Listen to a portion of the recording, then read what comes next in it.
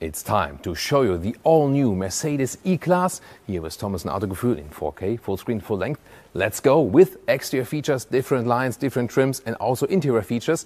That will explain why I'm wearing two watches today, because Apple Watch features will be included in the interior. But here on the exterior AMG line, there you can see you have this multi-star pattern grille, always a chrome frame around, but then you have this black mask, and that is the connection to the EQ models. Headlamps, LED standard, digital light is an option, and then you also have this more extended daytime running light in the lower part. The AMG line here also features these sportier accentuations in the side part, and the color here is called Verde Silver. That's like a silver green mixture.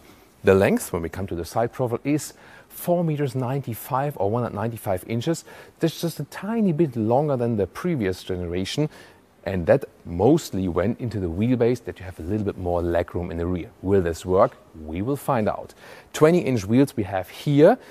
21-inch would be the biggest size available. And you have the classic business sedan look. Here you can see, and I would say really inspired of the S-Class. So this one, of course, sits between the C-Class and the S-Class. Has been, to me, always the essence of the Mercedes brand, the Mercedes E-Class, I think. Here we can see we have a night package that makes the frames around the windows all in black, and also here the side mirror caps. Interesting that we directly have the second line for you. This one here is the exclusive line. So once again, avant-garde base and then AMG line or exclusive line. And here in the exclusive line, we still have the classic Mercedes star on top to give you this executive look. Also the front grille looks different. It has now a horizontal stress. It's just that here the sensor plate is a little bit more visible than in the AMG line. Also here in the lower side part, the graphic is different. And if you would now think of a base E-Class, a new generation, it would have more this graphic in the lower part, but then more the grille of the AMG line, like this mixture. And a special new optional feature here, the illuminated front grille, available for all different grille versions. You can see it goes all the way around on the inside. Works even while driving. It is connected to the main headlamp unit. So usually when you activate the daytime running light only, it would not appear, but it does now here in the show mode. Here in the AMG line front grille, I think somehow fits a little bit better to the AMG line, doesn't it? Here in the side profile of the exclusive line, we see the standard chrome frames, and I think it just fits the vehicle better, doesn't it? Towards the rear, we can see the rear lamps are already beginning right here, and we have an interesting new signature. This will be the same no matter which trim you pick. Once again, the chrome stress here. And in the lower part, is that a case for the Autogefühl fake exhaust police? Yeah, maybe not. I think we can still live with that. But when we then move to the AMG line,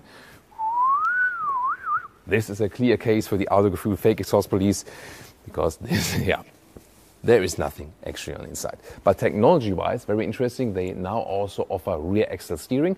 Up to 4.5 degrees, the rear wheels can turn in the opposite direction than the front wheels, up to a threshold of 60 kilometers an hour or 37 miles per hour. And that massively reduces the turning circle by almost a meter.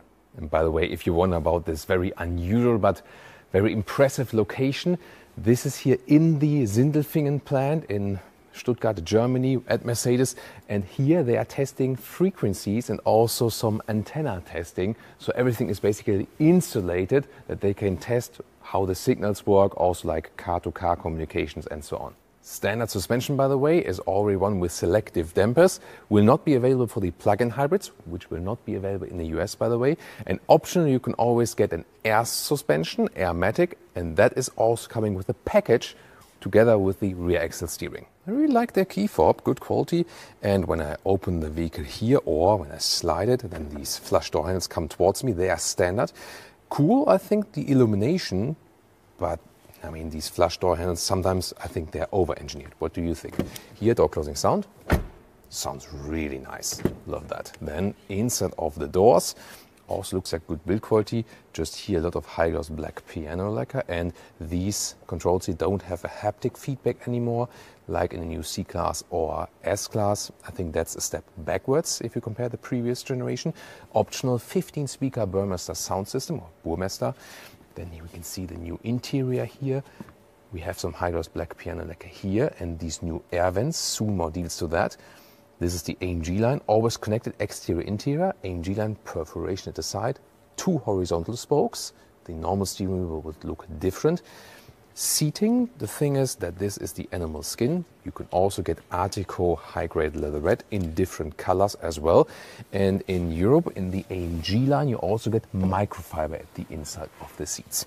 But they didn't do too much stress on more sustainable materials as for the seating. Then 1.89 m or 6'2", still leaves some headroom. There is a panoramic roof available. And you can actually also still open that. Yeah, we have to mention that nowadays, that you can also open a panoramic roof because more and more cars go for fixed panoramic glass roof. You have a cover here and then again this slider function. But yeah, there it starts. Sorry, it took me a while and we used editing that we can make a shortcut here to the opening of the roof. Yeah, these sliders here are always more complicated. But the roof itself here works very well, and they also worked on the aeroacoustics of this panoramic roof. Rear seating area, of course, the main question is, what about the legroom? Design-wise, it looks, yeah, really like S-Class or also the new EQS models, for example, just pure design-wise. And we have a little bit increased wheelbase, and yeah, I do feel that. So it's actually good for the legroom, no problem at all. Headroom, with my size, also works, although there is the panoramic roof, so it also works for 4 tall Ls in the sedan here. It's still a combustion engine model platform, of course, and rear-wheel drive or optional all-wheel drive with a rear-wheel bias. That also means we have a massive middle tunnel, and sitting in the middle part is, yeah, always somewhat a compromise indeed, as you can see, obviously. Interior cockpit overview. This is the new Mercedes Super Screen. You remember the Hyper screen that was bigger. Here a 14.4-inch central screen, and then it is a Super Screen when you also have the passenger screen. A base setup would look the same size here, but then would have the decor element here in the same style as this lower decor element, which is, by the way, either here this, you know, more modern carbon fiber tech look alike, or standard would be a matte wood. I love how they integrate the ambient lighting here around. That's what they can really do. Digital instruments. What you cannot see is the 3-dimensional effect. That is an option. You can see that something is changing here on camera, but in, you know, with your real eyes, you can see that here now you have like a depth in the field of view. That's kind of cool. And what you can also do is change the styles. Here more to a classic view. The first one was the sport view, or for example to the car internal GPS. And head-up display, you can also change the view styles for that. On the steering wheel, again, hashtag capacitive BS, and that leads to that sometimes you switch left and right to here, nothing happens. Or when you correctly hit it, sometimes it works, but then it also happened to me that I swept right, but then suddenly landed in this lower menu again. You know, here, now it works, but there are so many situations where it doesn't work. Wait a minute, who's spying on us now? Well, you get this new menu structure, more visible actually. In apps, you find the camera, which is a selfie camera. Hey guys, what's up? And you can also use this one here for video conference calls, for example. And now the solution to the riddle, why I'm wearing the Apple Watch here. It can now receive the Apple Watch data via the smartphone then, and showing, yeah, this is a quite high heart rate for me for stationary stuff, because it's really hot in the studio here. This can also lead to some programs that the car suggests, hey, take a break, or I introduce a special AC program and so on. And talking about the AC, there is a special new function, digital vent control. And by that you can automatically adjust the air vents. Do you see that, Michelle? Here, how they automatically adjust. But the cool thing is, you can still operate them manually. That is possible without breaking it, so they intentionally went for that. Yeah, is it a useful feature? Do we need that? Tell me in the comments. You see, the emphasis of the new E-Class is tech gadgets. And two more I have for you. The first one is here, the routines.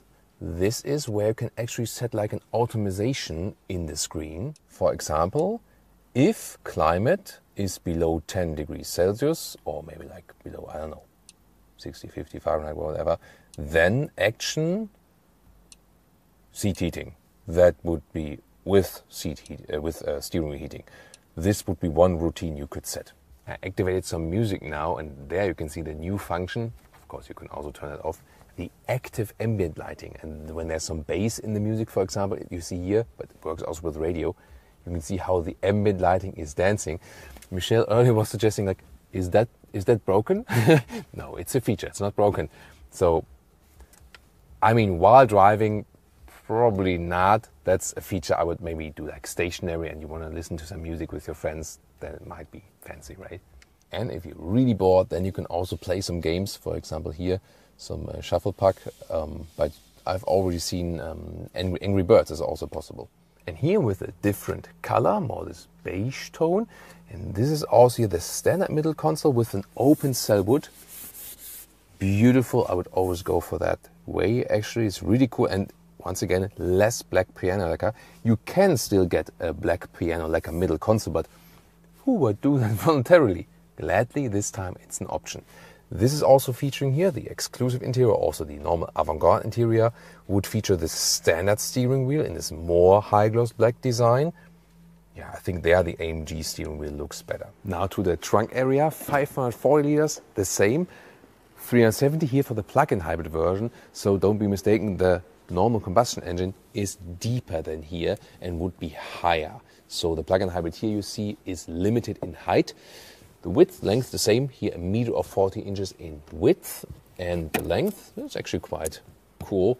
Here 113 in meters or 44 inches. And we can also fold the seats, pretty cool. That's a very good function. And if you want more space, later on there will also be again the estate model.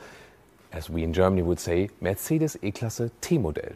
Listen and repeat, Mercedes E-Klasse T-Modell, Mercedes E-Class Estate. Engines, 2-liter 4-cylinders, petrol and diesel. Based on that also on available markets, the plug-in hybrid models, both for petrol and diesel.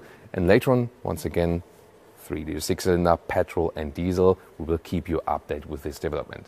On the plug-in hybrid side, by the way, quite large battery, 25 kilowatt hours net, and this will give you an electric range of around 100 kilometers or 60 miles in good conditions. But the US market, once again, does not get the plug-in hybrids. There probably also the 3-liter 6-cylinder petrol engine will be more important. Would you go for the AMG line, or would you still stay with the standing upright star? Tell me in the comments. Nautic blue is the vehicle color right here, by the way. And well, I mean, when I was driving with my dad in the W123 down the motorway, and I'm like, come on, drive even faster, Daddy. Wow, that was an amazing experience, and this was a predecessor of the E-Class. And at that point, as a kid, I would have never imagined that one day I sit in an E-Class playing Angry Birds on the infotainment system and listening to a pumping ambient lighting sound.